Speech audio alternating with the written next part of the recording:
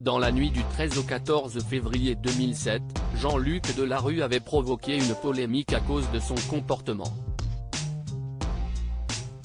En effet, l'animateur emblématique de la télévision française avait embarqué pour le vol 990 d'Air France afin de relier Paris à Johannesburg, en Afrique du Sud.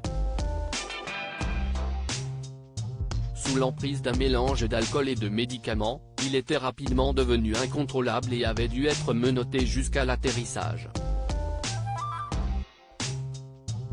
Vêtu d'une tenue de jogging et pieds nus, le père de Jean Delarue avait laissé de côté son image du gendre idéal.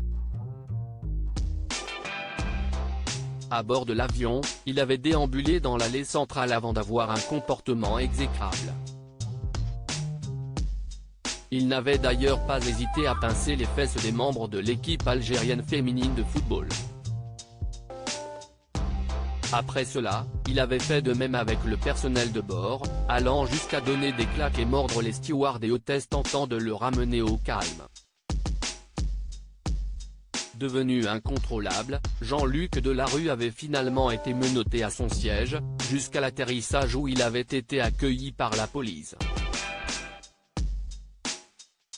Jean-Luc Delarue jugé et condamné à effectuer un stage de citoyenneté après le dérapage de Jean-Luc Delarue, les membres de l'équipe algérienne féminine de football avaient raconté, il est très vite parti dans un délire.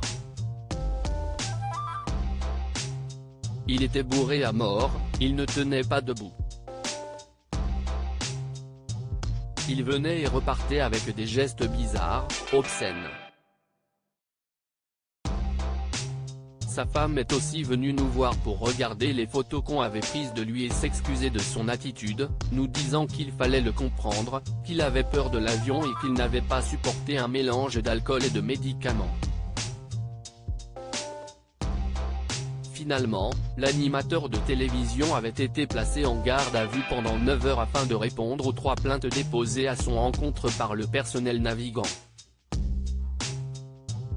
Il avait ensuite été jugé au tribunal de Bobigny et reconnu coupable de violence et outrage sur personne chargée d'une mission de service public et tentative d'entrave à la circulation aérienne. Finalement, l'homme qui sera ensuite atteint d'un cancer avait été condamné à effectuer un stage de citoyenneté de 3 jours.